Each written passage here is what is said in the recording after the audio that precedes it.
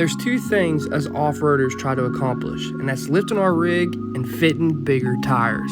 And the only way we can do that on a budget is sticking bigger tires on our stock wheels. And when we do that, it tends to rub the lower control arm and the sway bar links in the bumper and all the other things that it could rub. So that's why we slap wheel spacers on a rig. So today I'm going to show you how to properly put on wheel spacers so it's safe and you can use them off-road and you can use them in your daily life. So stay tuned.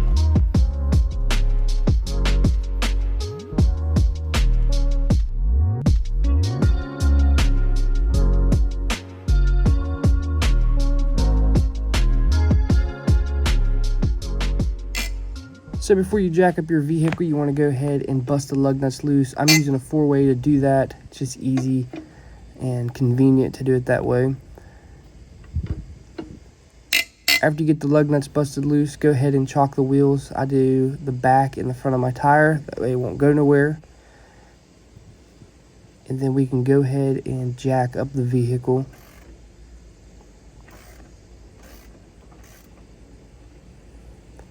And then I grab a jack stand and put it underneath there just in case the jack would fail, because I am using a stock scissor jack.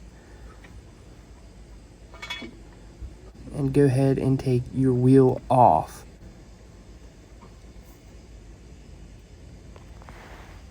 Alright, after you got the wheel off, as you can see, we have the rotor. And it's not rusted up too bad. It could use some cleaning. But the one thing I want to focus on is these little retainer clips that people look over, especially on a Jeep.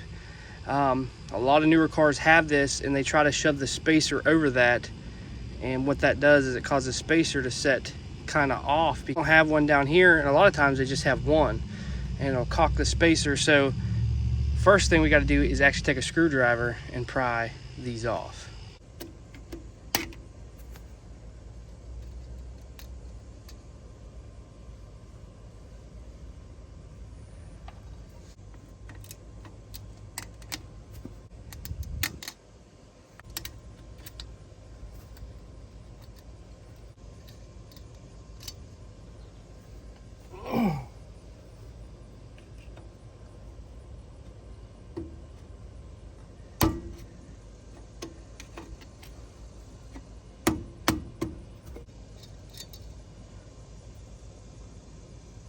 Alright, now you get all these clips off.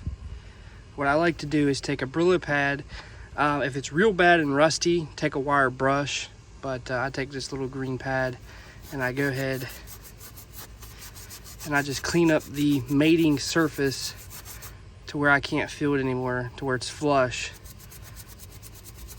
That way the spacer doesn't have any room to be sitting on there crooked or rust holding it up or anything that's in the way. Even do your hub part here, get all the rust off of that and just clean this up real nice.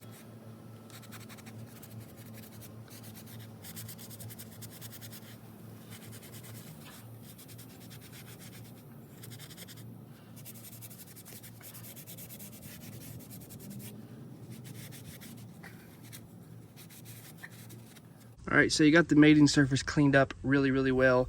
There's going to be rust on there. It's going to be stained, especially if you have a raw rotor. This is painted from the factory. But I can't feel none of this. It's smooth to the touch, and that's what we want. All this to be smooth, especially around here. And now we can grab the spacer. I have a 2-inch spacer, so I don't have to trim any lugs. If you get like a 1.5, you're probably going to have to trim lugs. It doesn't matter really what vehicle you're running. But as you can see, this thing made it up flat.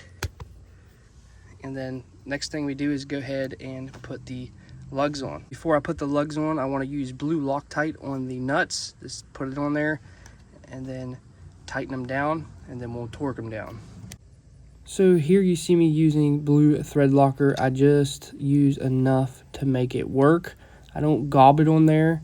I just use it for a precaution just in case the nut would try to back off. So this will help.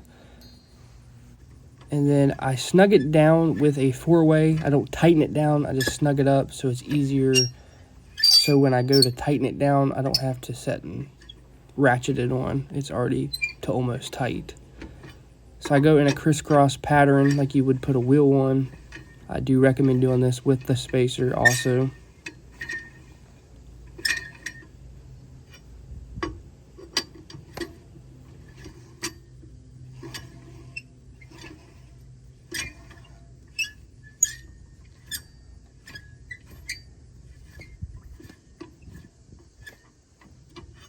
Alright, as you've seen there, we snugged it up with the 4-way. It's pretty snug. Before we even tighten it down, you want to go around this spacer and make sure there is no gaps. Make sure this thing is sitting flush, because if it's not sitting flush, it will bind up and then this could break. So I go ahead and torque it to spec with my torque wrench. I have someone hold the brake, that way the rotor doesn't spin. It is in park, that'll hold it also. I go ahead and throw the wheel back on, torque it to spec, and I go ahead and take the jack out from underneath of it and the wheel chocks, and you should be good to go. Pretty simple. Just make sure you get them on there solid, you know, they're flush. Make sure you torque them down to the right spec. I have all the information down below. Make sure you use blue Loctite. Make sure you buy a quality wheel spacer, and make sure you torque them down and make sure they sit flush. That's the most important thing about a wheel spacer, is getting them flush, making sure they're tightened down right, and make sure they're decent quality. I'm not saying you have to go out and buy a $400 set, but a lot of people buy like the $60 set off Amazon that ain't hub centric, and they're real shiny, and they're super easy to break. They're just mass produced from China. And I'm not saying that's bad, because a lot of the stuff we get is from China, but the ones that I'm running and on my particular Jeep and my truck and everything I've always run it on, I've always used that brand, and I've never had a problem out of it, because they were properly put on, properly torqued, and they are properly maintenanced. And what I mean by that is, after every 500 to 1,000 miles, check out your wheel spacers. Make sure they're tight, make sure they're not cracked, make sure they're still good. I do maintenance on my vehicles. I rotate my tires every 3,000 miles with my oil change, and every about 5 to 1,000, I check out my suspension parts, my wheel bearings, my wheel spacers, and all that stuff. Another question that I always get, can I off-road with wheel spacers? Absolutely. If you get a decent set, there's no problem with off-roading with wheel spacers.